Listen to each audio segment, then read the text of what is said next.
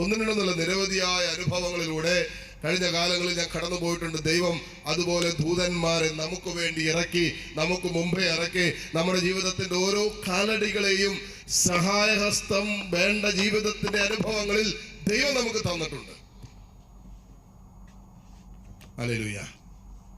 അതുകൊണ്ട് നമ്മൾ ഇന്ന് വരെ ഒന്നിനെ കുറിച്ച് പരാതി പറയാറില്ല. പരാതി പറഞ്ഞ് കേട്ടിട്ടുണ്ട്, അയ്യോ കർത്താവ് എനിക്ക് അത് തന്നില്ല, കർത്താവ് എനിക്കിത് തന്നില്ല. ഒന്നുമില്ല. ദൈവം നമുക്ക് വേണ്ടത് ദൈവം തക്ക സമയത്ത് തരും. സങ്കീർത്തകൻ പ്രാർത്ഥിച്ചതുപോലെ, പറഞ്ഞതുപോലെ, കർത്താവേ എനിക്ക് സഹായം എവിടെ നിന്ന് വരും എന്ന് പറയുമ്പോൾ ഈ ചങ്കിൽ എഴുതിയിട്ടിട്ട് പറയണം, എനിക്ക് സഹായം കർത്താവിൽ നിന്ന് വരും.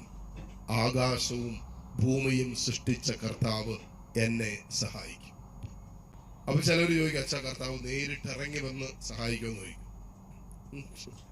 ചിലർ ചോദിക്കും, അച്ഛാ കർത്താവ് ഇങ്ങനെ നേരിട്ട് ഇറങ്ങി വരുമെന്ന് ചോദിക്കും.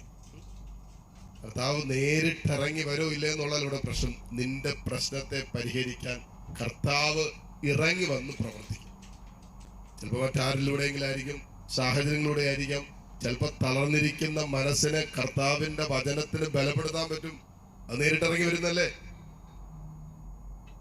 രോഗമുള്ള നിന്റെ ശരീരത്തിലേക്ക് അവൻ പരിശുദ്ധ കുർബാനായി ഇറങ്ങി വരും. നേരിട്ടിറങ്ങി വരുന്നല്ലേ സുഖപ്പെടുത്താൻ.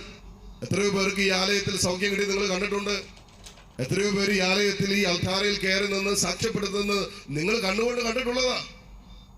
വചനത്തിന്റെ അത്ഭുതങ്ങൾ കണ്ടിട്ടുള്ളവരാണ്.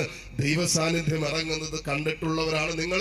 കൊണ്ട് മക്കളെ ഓർത്തൊക്കെ ചില ഭാരം വരും, ജീവിത പങ്കാളി ഓർത്ത് ചില അസ്വസ്ഥതകൾ ഉണ്ടാകും. കുടുംബ ബന്ധങ്ങളില് പ്രതീക്ഷിച്ചതുപോലെ കാര്യങ്ങളൊന്നും നമ്മുടെയോ കുടുംബാംഗങ്ങളുടെയോ മക്കളുടെ ഒക്കെ ജീവിതത്തിൽ സംഭവിക്കണമെന്ന് എപ്പോഴും നിർബന്ധമില്ല. അങ്ങനെയുള്ള സന്ദർഭങ്ങളൊക്കെ വരുമ്പോ ആ സമയത്ത് തകർന്നു പോകണമെന്ന് ദൈവം ആഗ്രഹിക്കുന്നില്ല. അതുകൊണ്ടാണല്ലോ നമുക്കൊരു ദൈവമുള്ളേ. നമ്മൾ തകർന്നു പോകാതിരിക്കാനാണല്ലോ ഈ കുരിശിലേക്ക് നോക്കിക്കേ, ഇവൻ തകർക്കപ്പെട്ടത്. നമ്മൾ തകരാതിരിക്കാനാണ് അവൻ തകർക്കപ്പെട്ടത്. യേശു എന്തിനാണ് തകർക്കപ്പെട്ടതെന്ന് ചോദിച്ചാൽ നാം തകരാതിരിക്കാനാണ്. അവൻ മുറിവേറ്റത് എന്തിനാ? നാം സുഖപ്പെടാൻ. അതുകൊണ്ടാണ് യേശയ്യ ആ സഹോദരി സാക്ഷ്യപ്പെടുത്തിയത്. ഓരോ രോഗം വരുമ്പോൾ പറയുന്ന വചനം ഇതാണ്, യേശയ്യ 53:5, അവന്റെ ക്ഷതങ്ങളാൽ നാം സൗഖ്യം പ്രാപിച്ചു. കണ്ടോ, കർത്താവ് നേരിട്ട് ഇറങ്ങി വരുന്ന അനുഭവങ്ങളാണ് ഇതൊക്കെ. അവൻ വചനം അയച്ച് സൗഖ്യം തരുന്നുണ്ട്. അവൻ തന്റെ തിരുശരീര രക്തങ്ങൾ നമുക്ക് നൽകി സൗഖ്യം തരുന്നുണ്ട്. അവൻ തന്റെ ജീവിക്കുന്ന സാന്നിധ്യം കൊണ്ട് അവൻ നമ്മെ പരിപാലിച്ച് നടത്തുന്നുണ്ട്.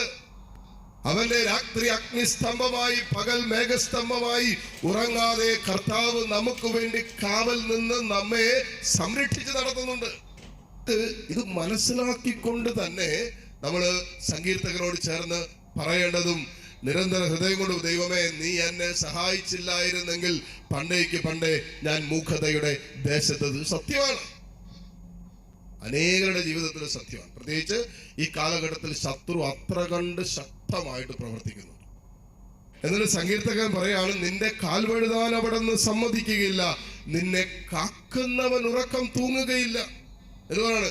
ഇസ്രായേലിന്റെ പരിപാലകൻ മയങ്ങുകയില്ല, ഉറങ്ങുകയുമില്ല. കർത്താവാണ് നിന്നെ കാവൽക്കാരൻ, നിനക്ക് തണലേകാൻ അവിടെ നിന്ന് വലതു ഭാഗത്തുണ്ട്.